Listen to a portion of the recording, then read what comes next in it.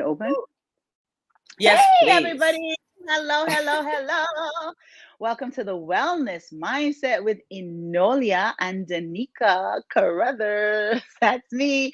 Today, we're so excited about this show. Listen, we've been building up within ourselves for today because today, ENOLIA and I are going to talk about something that so many people struggle with: self-esteem.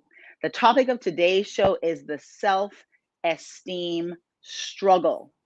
So many people struggle with knowing who they are. They allow other people to define them, to diminish them, to discount them, to tell them who they are not rather than who they are. And so many of us, especially women, struggle with self esteem. Men struggle with it too, but their struggle is not as outward as we as women, the struggle with us. What do you think about that, Enolia? Well, I think you're right on par. First of all, hello, hello, hello to everybody. And it's so great to be here. And Denika, you are so right. So let's talk about those outward factors, right? So when I think about this, the first thing I think of is judgments and perceptions, right? We hear judgments and we let those define us.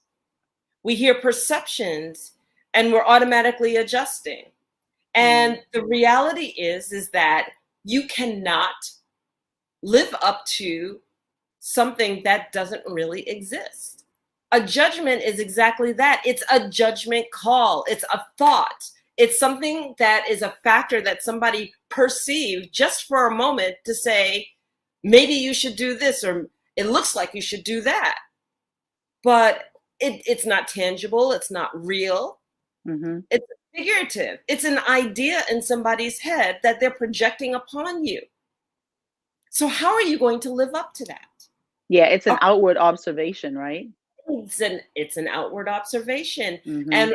And what do? We take those judgments, we take those perceptions, and we try to live up to them. We try to figure out how we can step up to the plate of this idea that somebody else has, or this idea that someone else sees, whether we believe it's true or not for ourselves. And that's the whole thing too. How many people do you think, Denika, really factor in that when they're taking in that perception or they're taking in that judgment, whether it's their truth? Well, I'm a firm believer that we receive back what we project out.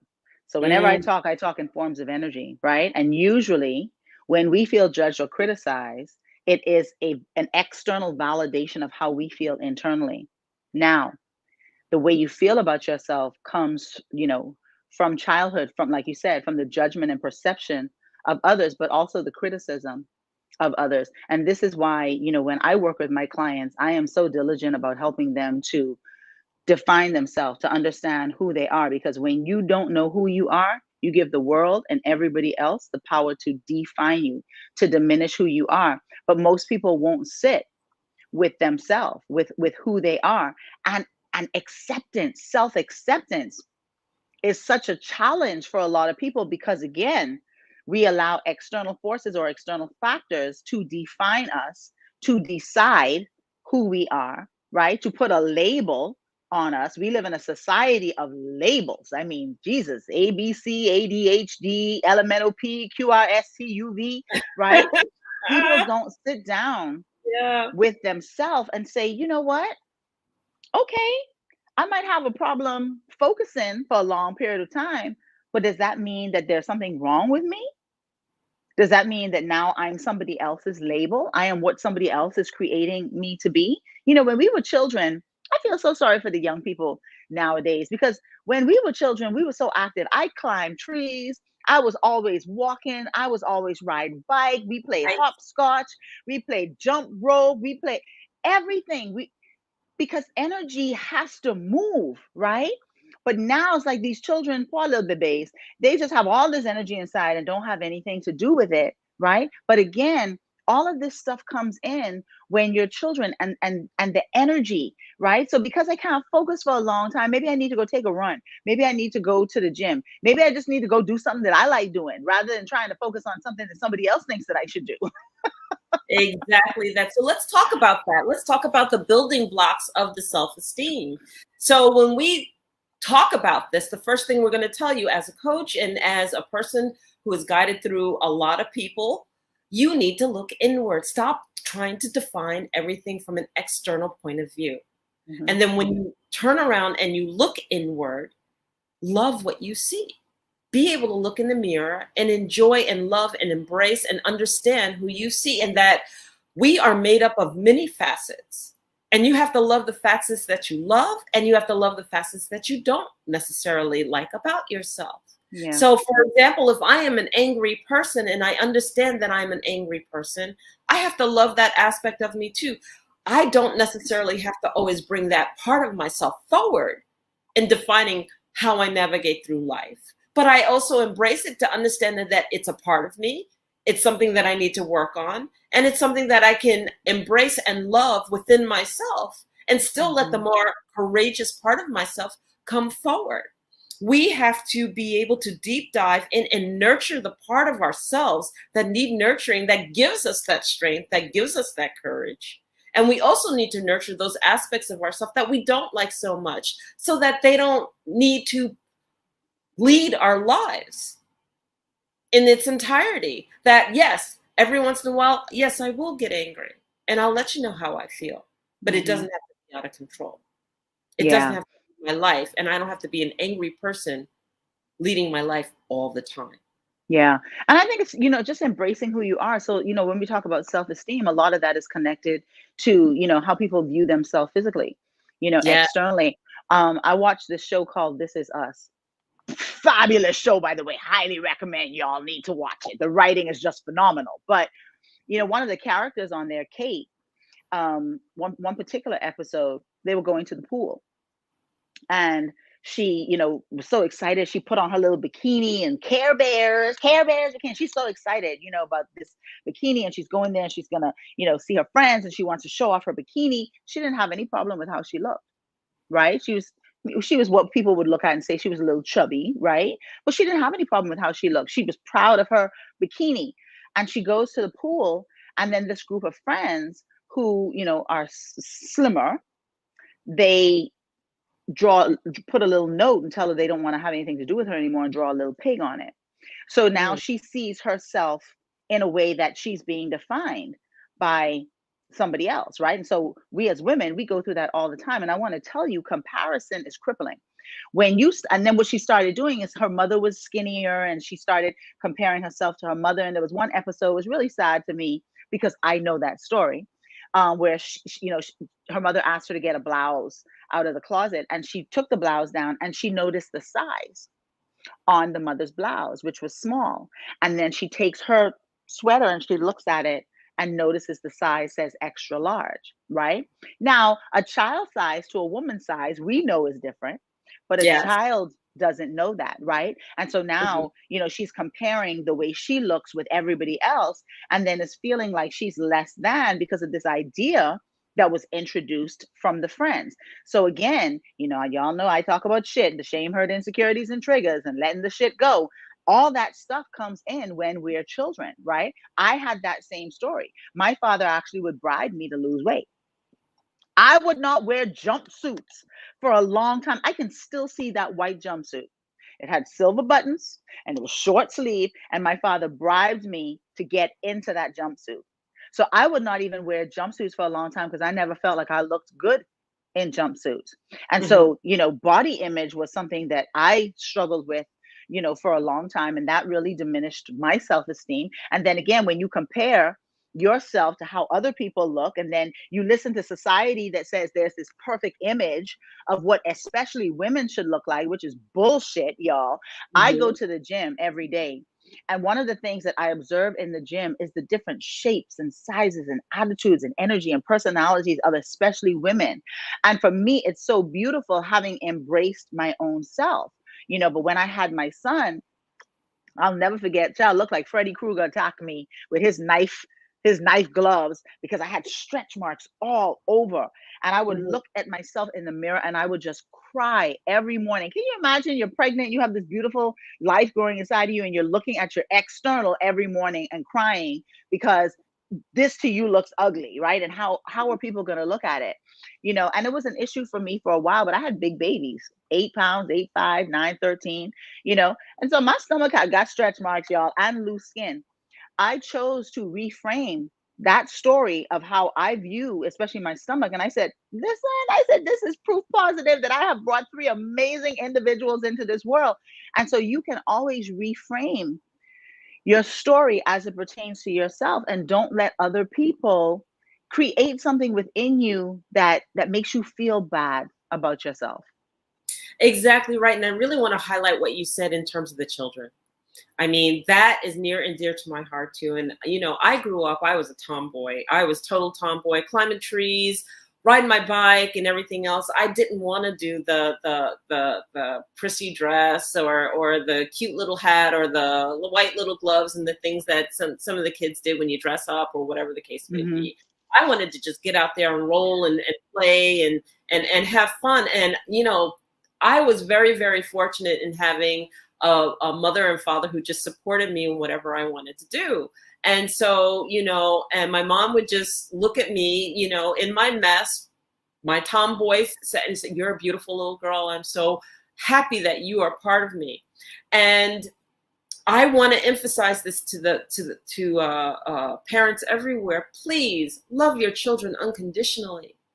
Love your children unconditionally. Don't let them compare themselves, and especially with this thing called television that gives you an idea of what they perceive as beauty is. And that's apples and oranges. Honey, we come in all shapes, different sizes, and cultures. Thank you very much. Cultures, and if you're one culture comparing yourself to another culture, stop it. I'm going to say it right now, stop it. I've seen some of the most beautiful women across the world, and they do not come all tiny, slim, and model size looking, okay? And especially when I went down into New Zealand and when I went down into, I can't think of it. But the women are big. They're big bone. They're strong. And they're just big women. They're Amazonian strength women, not fat. Let me make this very, very clear. Not fat. I'm talking about big, strong, big boned, just made bigger and beautiful. And beautiful. So we have to stop this. We have to stop this comparison. And then, the other thing that industry does, and a lot of times television will do, is that they make the perception that you cannot attain love unless you look like that, which is garbage. Not everybody wants somebody tiny, thin, and straight up and down. And that is not to take away from the tiny, thin, and straight up and down people. Right. That again, love comes in all shapes, sizes, and cultures. Yeah. But the thing about you speak about love, but you're not going to get from somebody else what you're not able to give to yourself. So you're expecting love from the outside. You want someone to validate you from the outside, but you don't love yourself. And every time you look at yourself, you're critical and you're judgmental of yourself. You talked about model size. Model size is even a societal creation, right? So it's like, what is a model size? Anybody anybody any size could model something, right? So again, that's a society thing, like back in the day. You talked about Amazon, so I primmed and I propped because I'm an Amazon. I always consider myself an Amazon. Like I am big, like I wear a size 11. It's 11 now, but it used to be 12 foot. It's 11 since I lost weight. But my bones are big. There's nothing skinny or tiny about me, and I love my size. Actually, I gravitate more to Amazonian, tall, more built women.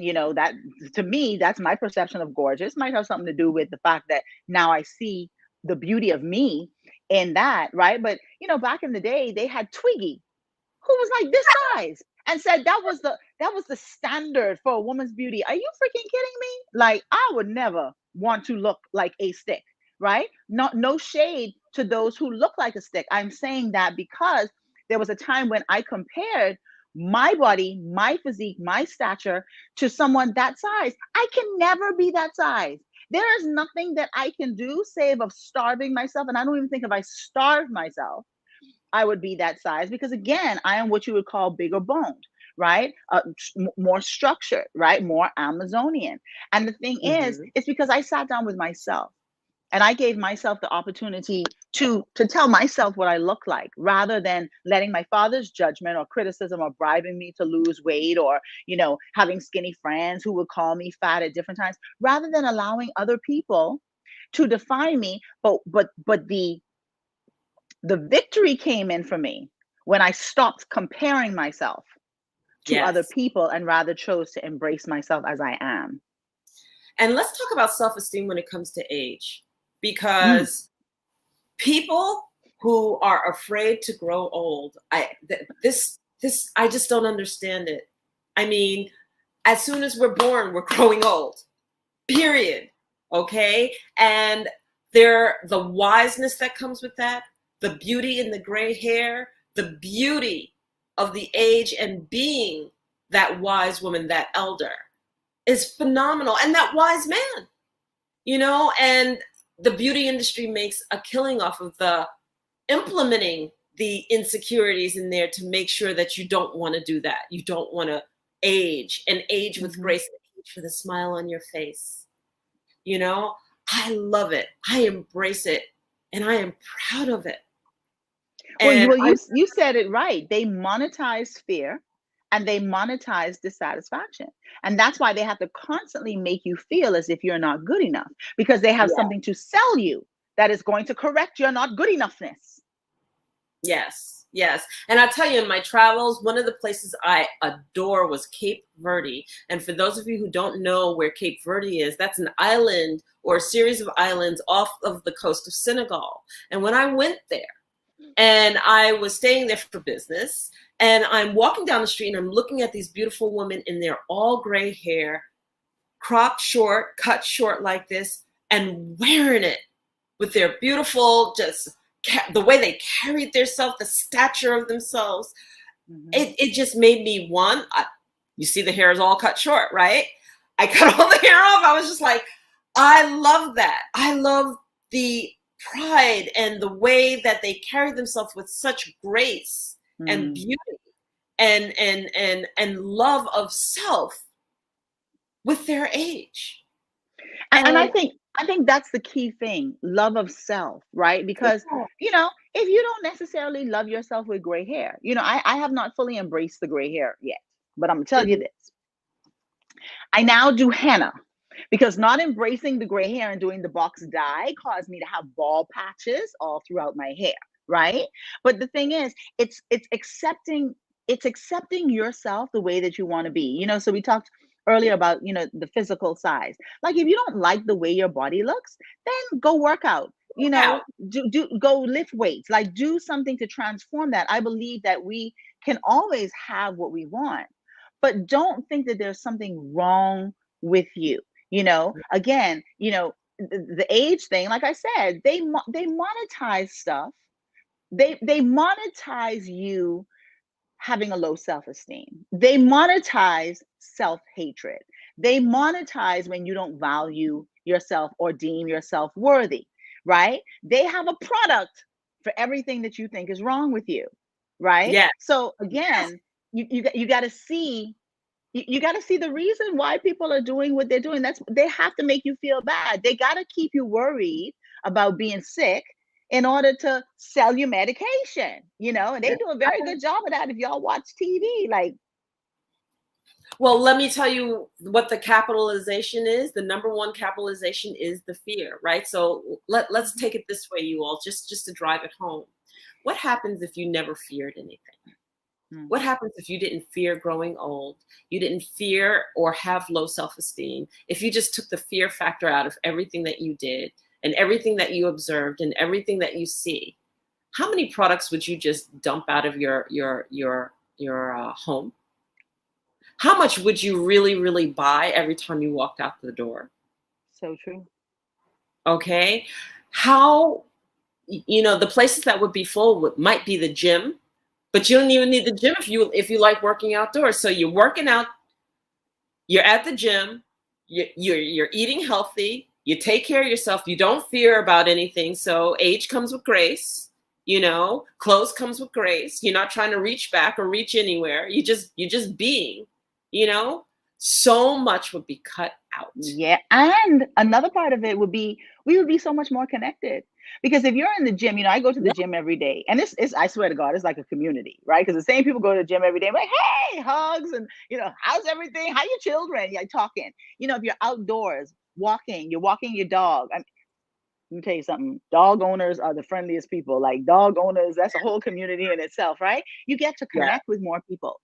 You get to find out that we are more alike than we are different. But when Yeah. you have low self-esteem, when you're dissatisfied with yourself, what do you tend to do? You retreat and you isolate. You And you, retreat and you take away from yourself the very thing that you need, which is human connection. yeah, yeah. And you compare everything. You don't let anything slide. You highlight the differences in every single person and every single thing you do. You're judging. You're projecting your judgment on them because you're so busy worried about how you compare to them. Mm-hmm. And then you look up and you're doing that which you hate, right? Because you don't want it done to you, and yet you're doing it. So we got to come in. We got to haul it all in, and we got to come inward, and we have to find the strength and the courage within ourselves to stop lying to ourselves, and to stop lying to ourselves, which is, it's not really about self-hatred. It's just all of these factors that have taught me to not like what I see. So let's mix the factors. And if you Mm-hmm. watch TV and it doesn't make you feel good, turn the damn thing off. Turn it off. If you're not happy with your Exactly. body, go for a walk every day. You don't Yes. have to afford a gym if you can't afford a gym. Walk every single day. Yeah. Every single day. I am with a group of women where I'm teaching them English here in Angola, in Mm-hmm. Africa. Mm-hmm. And I am in awe of them because they get together every morning and they walk. They walk at 5:30 in the morning. They figured out their day because they want that exercise and that movement, and then they start their day. Yeah. And so there's no excuses. And they go, hey, Teach, do you want to hang out with us? I'm like, okay. My hanging out with them was hanging out with them at the gym, working out, going for a swim, getting a small bite to eat, and then going on our way. I was invited to work out. You do not have to compromise what makes you feel good, what's Right. in your routine, to engage in that friendship, in that camaraderie, and then that motivation to make yourself feel better. You can And invite someone. yeah, and you can just choose to be the greatest version of yourself, but you're never going to attain the greatest version of yourself by continuing to highlight what's wrong with you. Because Yeah, whatever you put out there, you're going to attract it to yourself, right? So if you feel like you're ugly, you're going to attract people who are going to support you feeling ugly. You're going to attract feelings of ugliness, right? If you feel like, your body is ugly, you're going to attract everything that is going to support you feeling that way. You go out to the mall and little children look at you and laugh, right? You have to become inside of yourself what you want to experience outside of yourself. Let me say it again. You have to become within what you want to experience without, right? So start looking at yourself in the mirror, and instead of picking yourself apart and talking about all the things that are wrong with you, talk about the things that are right with you. The fact that you have life, the fact that you have health, the fact that you can see yourself in the mirror, the fact that you can walk to the mirror. There's so many things to be grateful for. And when you live in a space of gratitude, you let the universe know, look, send me all good things to support me feeling good. And you deserve to feel good about yourself. Like me, I didn't feel good about myself. I decided what I wanted to see when I saw myself, and I started taking the steps towards that. A lot of people who struggle with self-esteem, they're comfort eaters, right? And what do you eat for comfort? All the junk food, all the stuff that is contributing to you being exactly what you don't want to be, right? You have to look out for your body. You have to love your body. You have to take care of your body. You have to give your body the things that it needs to be healthy, to be strong, to be beautiful, to be whatever, right? And everything that we need, Enolia, you and I believe this. I believe everything we need is in nature. It's not in a bottle in a store. that's right. And then the thing about it is that when you find yourself and you want that comfort food, make it fruit. Make it something that's healthy. Make it something that when you look and you reflect back and you go, oh, I had that you could say, yeah, I had that. That was good, you know, and I enjoyed what I put in my body. We need to hold a vision for ourselves. And if you don't hold a vision for yourself, then what happens is that you take on everybody's vision of you. So as you're reflecting inside, hold a vision for yourself. Hold a realistic vision for yourself. Not like, oh, I want to be skinny, but I hold the vision that I am successfully exercising every day. I am successfully eating well every day. It's not about the losing the weight and whatnot. It's about me aligning myself to doing healthy habits each day, which will automatically contribute to a result of what I'm looking for. Versus saying, oh, I don't like my body, you know? And we need to also remember that words have power. Words have resonation. And water has memory. And I'm going to take it deep into an energetic level. And what that means is that our bodies are made up of 65 to 70% water. And every thought that you hold and every statement that you make is recorded in the water of your body. And for those of you who are going, oh, come on, what is she talking about? Read about this with Dr. Masaru Emoto, okay, and The Power of Water, okay? He's written 3, 4, 5 books on this. Real fast read. So the science of it, for those of you who have that scientific side, okay? Water has memory. So what you're doing when you say, I hate myself, I hate my body, I hate this, or I hate that, is that the water is actually recording the reverberation of your saying you have hate for it. So let's rewire the vocabulary. If you're looking to change your physical external, you know what? My arms could be stronger. And you know what? It's going to be a little bit of a challenge to make them stronger, but I got this. I can make them stronger. You know what? I would really love some more flexibility. So I'm going to work out, or I'm going to walk a little bit more to ensure that I get the movement in that I need every single day to take care of my body. And for those of us, we know who are older, we reach a certain age, you can no longer eat the way you eat when you were 15, 16, 20, 25, 30. Your metabolism slows down. You have to move more, eat less. And that's my mantra, move more, eat less. I don't need to have 3 meals a day if I don't feel hunger pains for 3 meals a day. But even at 15, 16, 17, there are certain things that you should not be doing to your body, right? And maybe that's why your body breaks down when it gets older, because you put a bunch of junk in it and haven't given it the ability. It's like a car. You know, if you give the car everything that it needs, if the car says put premium gasoline in it, and you put premium gasoline in it, you can expect the life of that car to be what that car was created to be. But you go against what that car requires and needs, then you're going to have problems. It's going to break down on you. You're going to diminish its lifespan, right? So again, we have one body. And like ENOLIA said, if you're talking hatred to your body, if you're telling your body it's ugly, if you're talking, let me tell you something. I don't care what nobody says. I believe that all of the diseases that humankind experiences is self-creation. I don't care what nobody says. It is self-creation. If you pay attention to your body, our bodies speak to us all the time. All the time. It is amazing to me that people will eat crap, put it in their body, and then freaking take a Tums pill or a Rolade or go drink some Pepto-Bismol, right? To go and eat some more of it.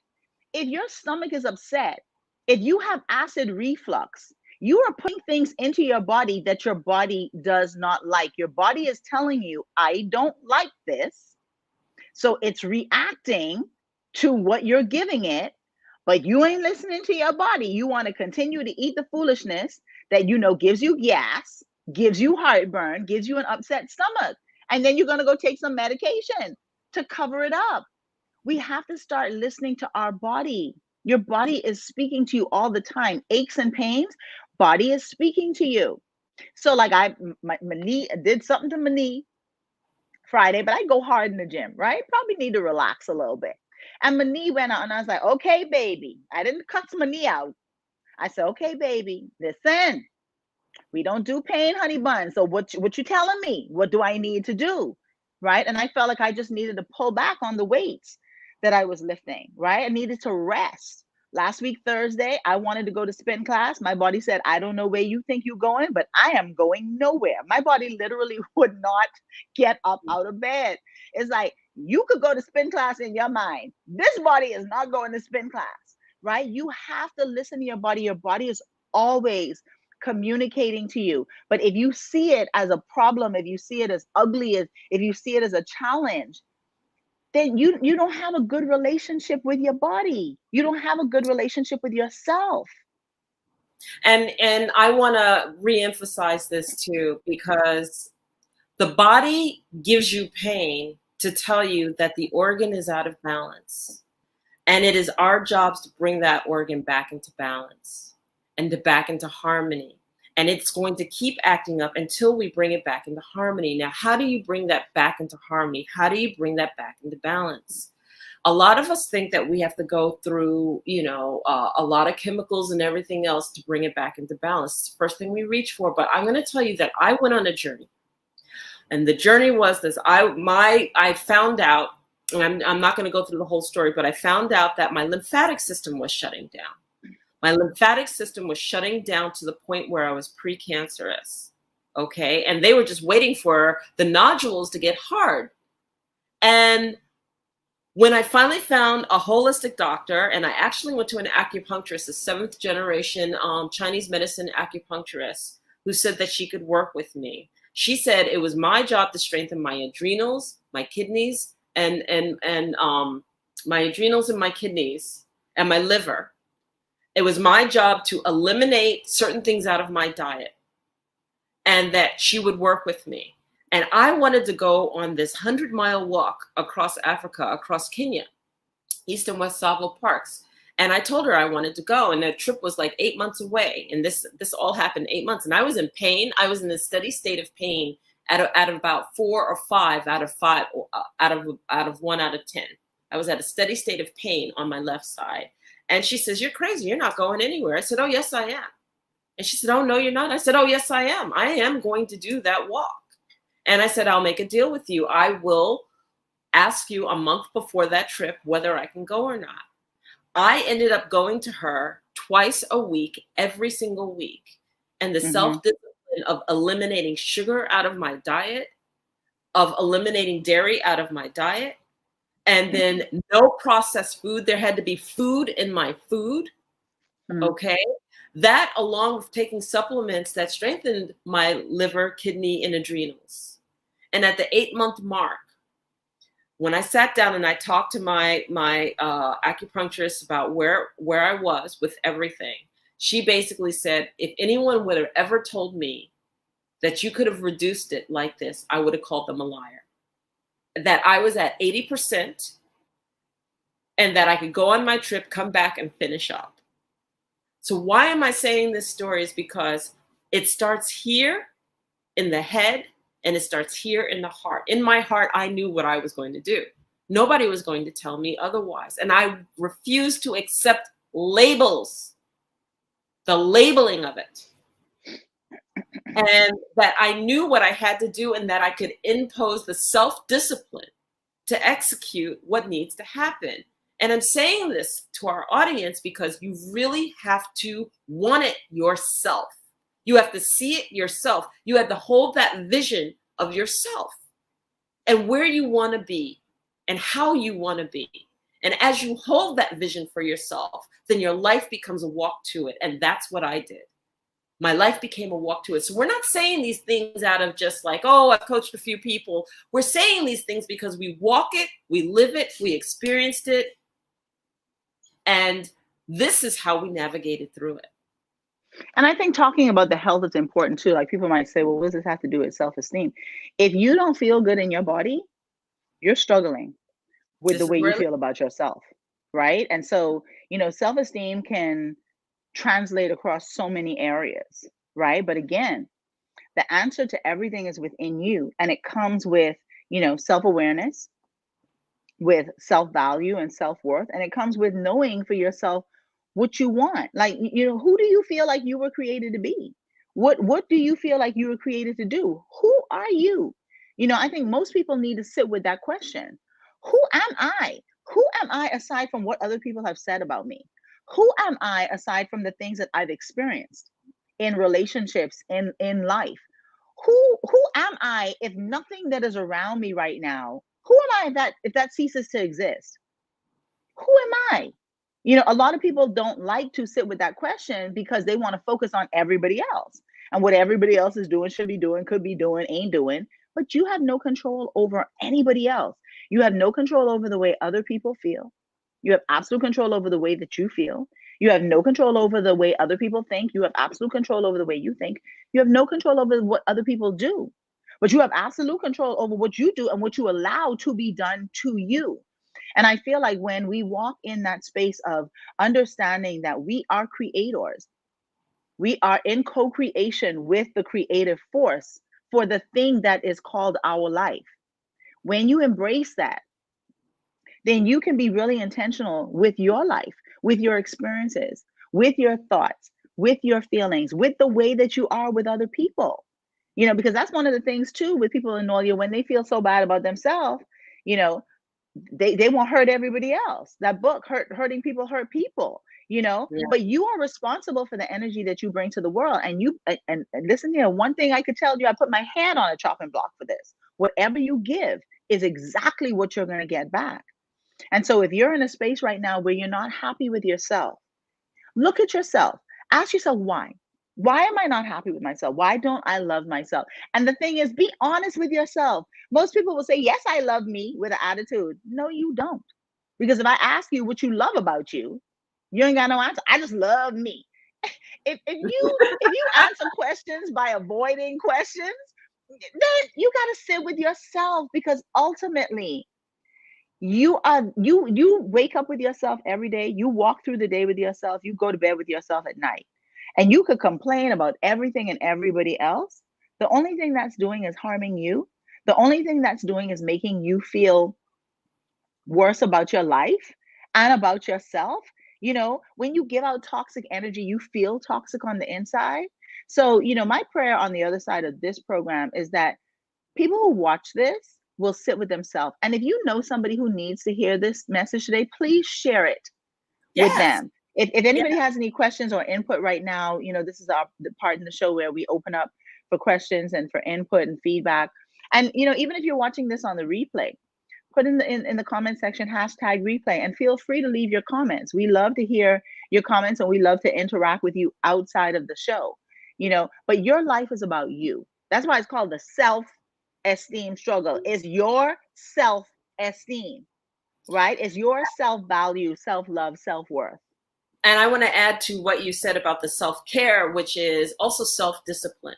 Okay. Self-discipline plays a role in self-esteem, because the bottom line is you allow certain things to feed you. You receive certain things. And if you know that watching TV makes you feel that low self-esteem, stop watching TV. If you know that hanging out with certain amount of people who always make you feel bad, continue to make you feel bad, or bring you to an all-time low, well, you're supposed to terminate those relationships. Thank you very much. Okay. We know what feeds our low self-esteem. We understand clearly what we engage in that feeds our low self-esteem, because we go, oh, I always hate hanging out with so-and-so. They always make me feel bad. And whenever I walk away, I never feel good about myself. Come on. We know that conversation. We know that conversation inside and out. Where is your self-discipline to know that, you know what, whenever I'm with so-and-so, that relationship does not feed my soul. It does not leave me feeling good anytime I walk away from it. So you know what? I need to leave that alone. I need to be conveniently busy. It doesn't have to be a termination cutoff. It's just like, you know what? I really don't have time right now, And then eventually, when you're ready to confront. That basically says, you know what? When I am with you, I always walk away feeling really, really bad. I don't want to be in a negative, speak a negative situation. I don't want you feeding any negativity to me at all. If I can be around you and we're positive, then that is something that will feed my soul. I will be around there. Otherwise, you need to cut it off. Let's have the self-discipline to understand that this body only lives and has one life. And if we don't, and self-responsibility, man. Take responsibility for your own actions with everything. You know, self-responsibility is not about the other people, you know, so you feel bad about yourself. So you decide to go and eat a whole bag of Oreo cookies. This might be y'all, but this was me, y'all. I'm gonna sit down and eat the whole thing, you know? And then you feel terrible afterwards. But it's like, why you thought eating a whole bag of Oreo cookies was gonna make you feel better? Like, seriously? First of all, you can constipate yourself because that thing, then you're putting all kinds of things in your body that your body don't like, high fructose corn syrup in the nine. And then you feel worse because you just put on 5 more pounds because of the whole bag of Oreo cookies that you had, right? Self-sabotaging. You have to sit with yourself. But I'm telling you what, if you don't decide what you want, you're going to continue to create what you don't. So I believe that it starts with, what do I want? How do I want to feel about myself? What is going to make me happy with myself? You know, what's going to make me feel good within myself? Absolutely. Absolutely. So if you don't get anything from this show, please take the time, self-reflect, find your inner courage, find your inner strength, know thyself, know what feeds your soul and what makes you feel good. Know what it is that you have to reach within to have the self-discipline to know that if certain things don't work for you, then leave them alone. Walk away from them. Don't feel good about certain aspects of your life? Improve them. Step back. Make a plan. I'm going to improve this about my health. I'm going to listen to my body. I'm going to work on this relationship, or I'm going to leave this relationship alone. I'm going to change the basis of this relationship. And if I find it doesn't change or shift, then I'm going to leave that alone. Yeah. I'm going to look at things that make me feel beautiful. I'm going to surround myself with people that make me feel beautiful. Yeah, and you're going to have to choose to change the way you think about the situation, because if you keep thinking about the bad, you're never going to find the solution by continuing to focus on the problem. You're never going to see the beauty as long as you keep thinking about what's ugly. You're never going to experience success if all your fear and thoughts are focused on failure, right? You're going to fail 100% of what you never try, you know? So try it. You know, try something different in order to be able to experience something different. What do you have to lose? What's the worst that can happen? It doesn't work out. Okay, then you find something else, right? That's right. But give yourself, like, again, like I said, and like ENOLIA was saying, you have to face yourself. Because if we are the creators, and if we create based on our thought process, if we create based on the words that we speak, if we create based on the things that we believe, then everything that you're experiencing in your life is an extension of your creation. Now, a program might have come in from somewhere, right? But are you going to continue to allow somebody calling you fat, somebody calling you ugly, someone calling you worthless, someone saying that you'll never be anything? Are you going to continue to allow that to be the narrative of your story? Or are you going to realize, hey, wait, hold on, I'm the master of my fate and the captain of my soul. I do get a say in my life. What do I want to say about myself? What do I want to say about my situation? What is it that I really want to experience? Okay, well, if I can speak those things that be not as though they are, and I'm talking a bunch of foolishness as it pertains to my life, maybe I need to change the way that I think and the way that I speak and the way that I feel. Because your feelings are always an extension of the things that you're thinking about, and whatever you think about, you're going to bring about. Just food for thought. Yeah, and you can come with a nice simple mantra. It stops with me. It stops with me and it starts with me.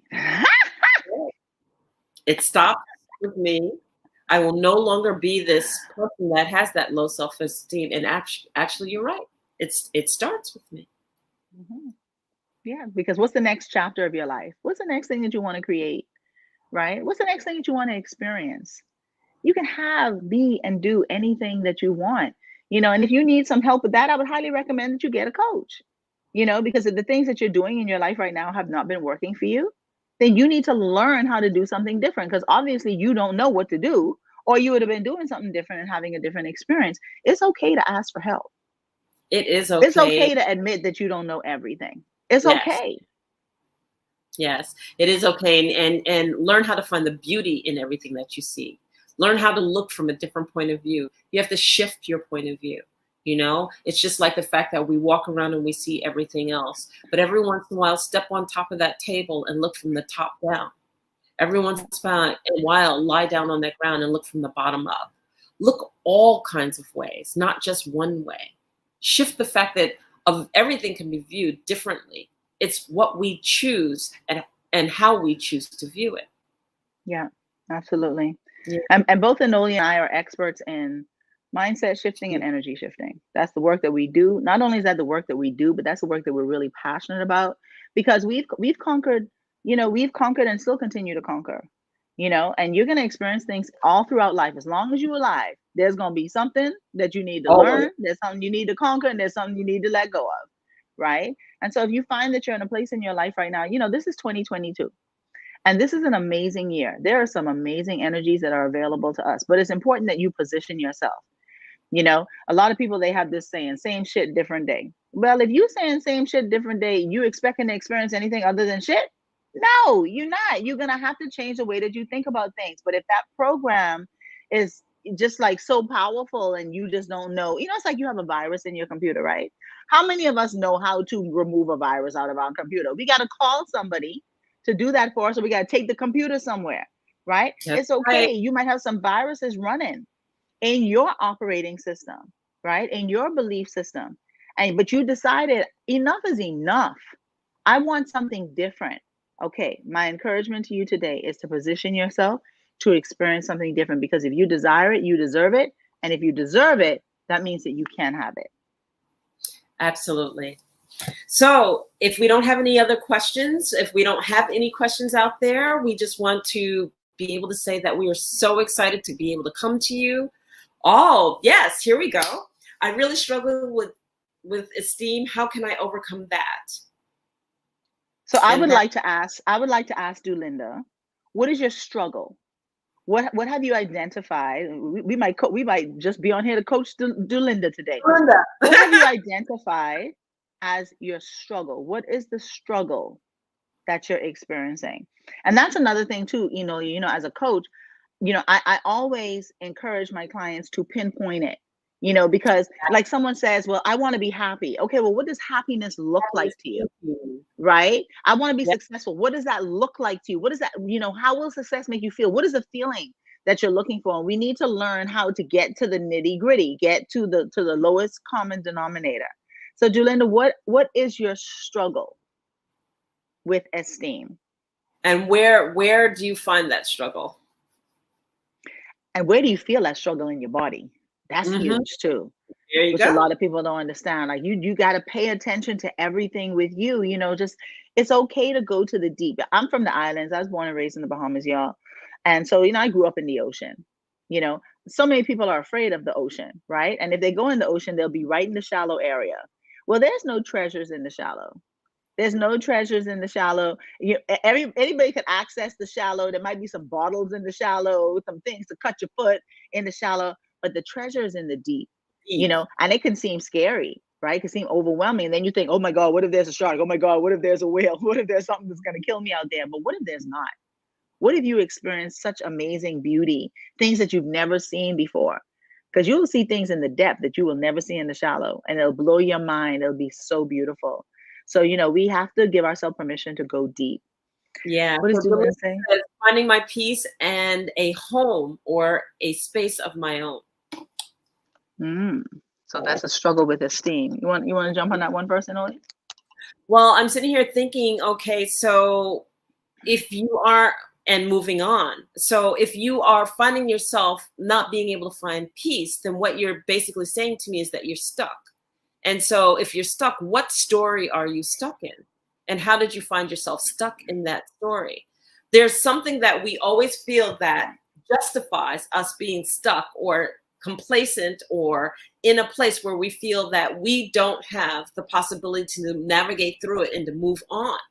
okay? Your home and finding a space and finding peace, you should always be able to find peace in your space. And if you can't find it there, then we go to places that we can sit and reflect and think and nurture ourselves in the outdoors, okay? So when I find that I can't get peace at home, and I find that I need nurturing and I need to sit and I need to reflect and I need to be able to go deep or go inward, and I can't do that at home, then I go to places in nature that allows and affords me to do that. So I would start there.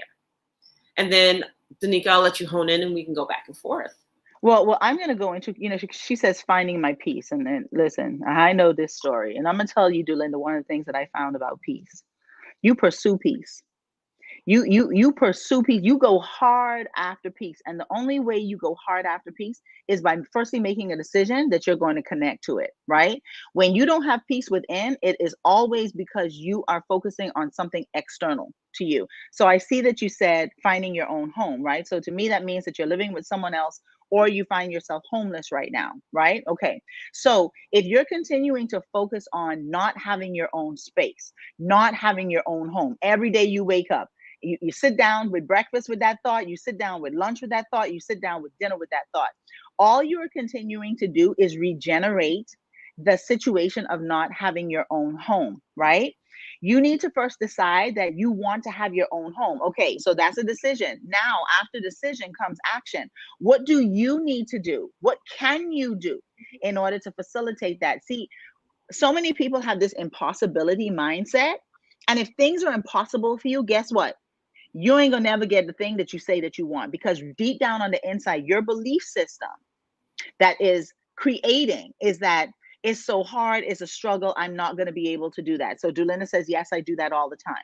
You're going to have to change the way that you think about your situation. So the first thing that I would say is this: you're in a home. Okay, you're living with your daughter. Might not be the prime, thing that you want right now, but you got a roof over your head.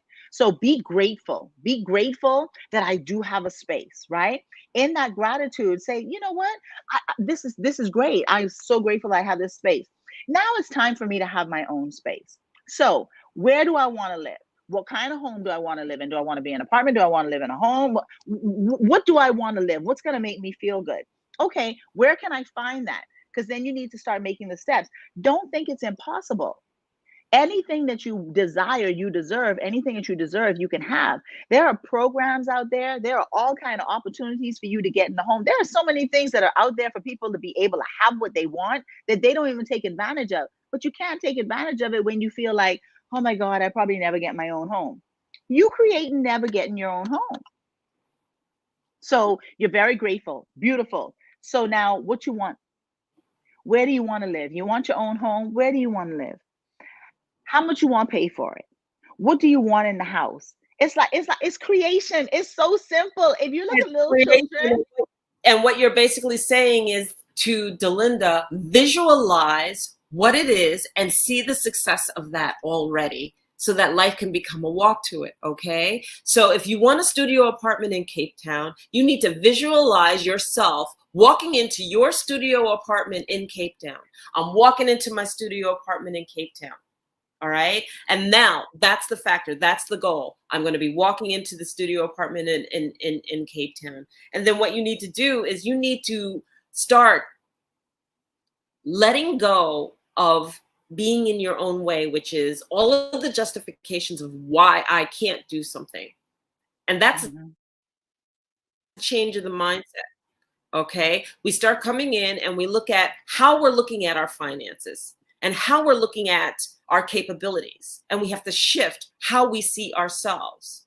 All right. My mother used to say something to me. She used to say, girl, as long as I can clean, as long as I can type, I can always work. I can work. I can do something. Okay. I can answer telephones. I can do something. We have to go within and we have to see what our love is and what our skill set is. Okay. And then you can perceive the potential gap that you want to fill. And then if you know the potential gap that you want to fill, you can either create it or you can look for it already situated. Now, what do I mean by that? So for example, if you're a fisherman and all you love to do is fish, well, then you could turn around and you can teach somebody to fish. Okay. And you can turn around and you can create something out of what you love as your work.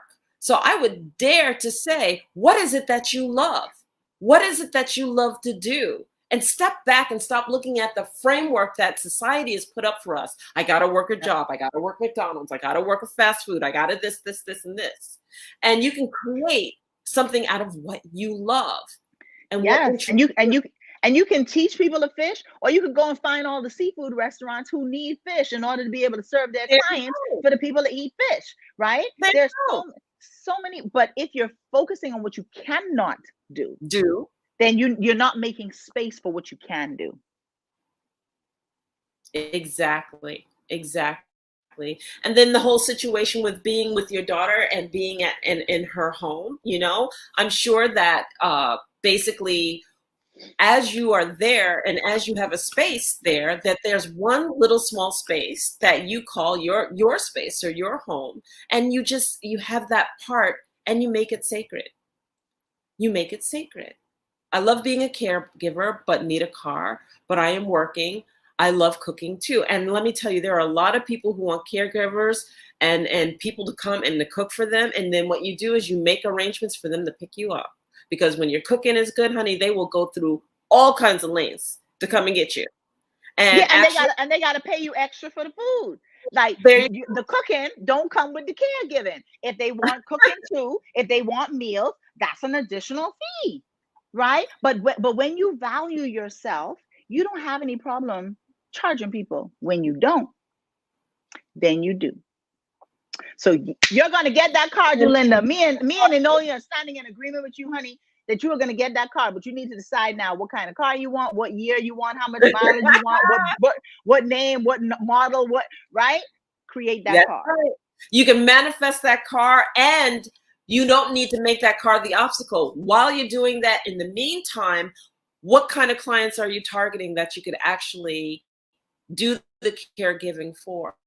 Because there are people that have great means that are always looking for people. So how are you targeting and how are you making yourself available to be inquired upon to be able to do the caregiving and the work that you want to do? So think about that. Don't be afraid. You know, the most that people can say is, no, I don't need anybody right now. You know? Yeah, and the other part of that, she's looking for homes. Sorry, ENOLIA. No, I'm sorry to cut you off, but I'm saying she's looking for a home. She wants to live somewhere else, right? Sure. Yeah. You might have an opportunity to go and live it with someone as a caregiver, right? It might just be you and that person. So I don't know what's disrupting your peace where your daughter is, but there might be an opportunity for you to go and be a live-in caregiver where you're cooking for the person as well, but you let them know what your fee is. Right? That's right. There's all kinds of things out there waiting for you, honey. Whatever you want is looking for you. You want isolation, you want a room, you want a separate house in the back. I mean, you know, think about all of those different ways that you could actually be that caregiver. You want a driver to come and pick you up every day. I mean, but if you're living in, you don't have to worry about a car. You have your car to do whatever you want to do, right? Don't limit yourself. Don't limit yourself. Don't limit yourself. Thank you, Delinda, for giving us an opportunity. And not only that, you have to know you have to know that you are worthy and of value enough to be able to be hired at Excalibur also. Know what you bring to the worth and the value. Know that you have a skill that is so filled with love and so much beauty and joy in their life that who wouldn't want you? You have to see yourself as of value, because when you see yourself and you love yourself that much, that is what you are going to resonate at. And everybody will feel it from you and see you as that. So yes, you have an opportunity. It's not that you're stuck. You have an opportunity. You have an opportunity. Once you look at yourself that way, then others will see you that way. And what did you say, Danika? You are what you give. You are going to get back everything that you put out. So don't think that you're going to sow mango and eat a banana off of the tree. So don't think that you're going to sow worrying about how your money going to come in and create space for money to come in. If you sow, you know what? I have everything I need and so much more. I have everything I want and so much more. And you're putting that out, then that is So much going to more. be the fruit. That's going to be the fruit that you reap.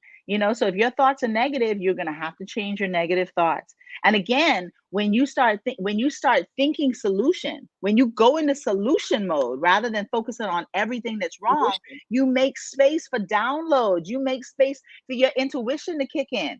You make space for exactly what you want to find its way to you. So, Dulinda, you're welcome, and thank you for giving us an opportunity to pour into you. Put it out there that everything that you want is available to you. But sometimes I mean getting up off of your patootie badootie and going and looking for something, right? Doing something different. You got it. Right. And not only that, I want to add that one last thing too is don't see it just one way. See it multiple ways. See it coming in that you are going to have multiple choices. You see 4 or 5 doors opening. You're going to have so many people vying for you that you're going to pick and choose exactly what is best for you. Okay? So don't see it just one way. It has to be this way. It has to come one way. It's going to come multiple ways because you're going to plant multiple seeds and you're going to water those multiple seeds and it's going to come to you in multiple blooms. And I just want to plant this seed. When it comes to the self-esteem struggle, you have to move out of the place of I don't have a choice. You always have a choice. When you give up your choice, you give up your power. So if you're feeling like you don't have a choice, that's going to keep you stuck in low self-esteem. Move that thought. Know that when you give up your choice, you give up your power. You always have a choice. But choosing not to do anything, that's also a choice. Choosing to believe that you can't have better, that's also a choice. So look at that. And we want to thank you so much for tuning in. This show has been so good. We almost running over time, ENOLIA. I'm loving it. We want to thank you so much for tuning in to the Wellness Mindset with ENOLIA and Denika. And we want to invite you to be sure to join us next month, because we're going to kind of like be piggybacking off of today's topic. And next month, we're going to be talking about stop the imposter syndrome. Stop it. Faking it until you make it. Anything that is counterfeit will never be the real deal, y'all. Y'all need to stop faking some stuff. But and make sure to join us next month. Right through it. You think that you're covering it up and everybody can see exactly what you're doing. We got to stop faking it. We got to get real. It's time. Yeah, so join us next month because we're gonna be diving into that. Cause see, you're getting started. This is her passion point, y'all. We're not giving y'all nothing this show. Right. But make sure you join us next month. The imposter syndrome. Stop faking it until you make it. Denika and ENOLIA show, and if you want to get in contact with Denika, we're going to ask that you contact Denika on her website. Denika, please share your information. Well, my website is denikacarothers.com. You can email me at denikacarothers.com. Instagram, Denika Carothers. Facebook, Denika Carothers. YouTube, Denika Carothers. Okay. And for me, it is enolia.live is my website. And I'm info@enolia.live for email, and I'm Facebook, LinkedIn, Twitter, and YouTube. So, and also Instagram. So please reach out to us, and that's ENOLIA Empowers. And we would be happy to follow up with you. Thank you guys for joining in. And again, if you're watching this on the replay, put in the comment section, #replay. If you have any questions or any feedback, you can still put your comments, even though we're no longer live, and we will still respond to you. And we'll see you next month for the Wellness Mindset with ENOLIA and Denika. Bye. Thank you. Bye. Mwah.